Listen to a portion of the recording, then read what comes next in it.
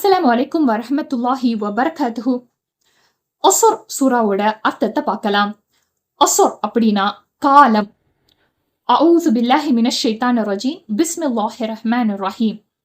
வல் அஸ்ர். அஸ்ர் அப்படின்னு அர்த்தம் நம்மளுக்கு தெரியும், காலம். இங்க வல் அஸ்ர் அப்படின்னா அந்த காலத்தின் மீது சத்தியமாக அப்படின்னு சொல்லியிருக்கு.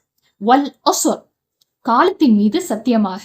இன்னல் இன்சான லஃபி ஹுஸ்ர். இன்ன அப்படிங்கிற அர்த்தம் நம்மளுக்கு நிறைய சூறால பார்த்தோம். நிச்சயமாக அப்படிங்கிறது அர்த்தம். இன்ன அப்படின்னா நம்ம ஞாபகம் வச்சுப்போம், நிச்சயமாக. இன்னல் இன்சான, இன்சான் அப்படின்னா மனிதன்.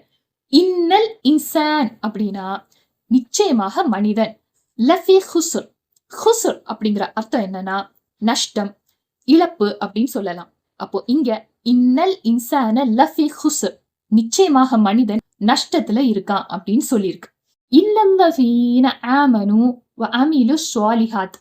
இல்லல்லதீன, இங்க இல்ல அப்படிங்கிற வார்த்தை வருது. இல்ல அப்படின்னா தவிர அப்படின்னு சொல்லலாம். யார அப்படின்னா இல்லல்லதீன.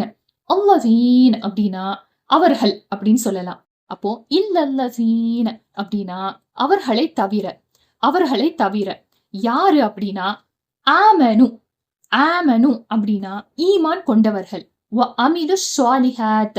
வ அமிலு ஸாலிஹாத். வ அப்படிங்கிற வார்த்தை இங்க வருது. அப்போ மற்றும் அப்படின்னு சொல்லலாம். மற்றும்.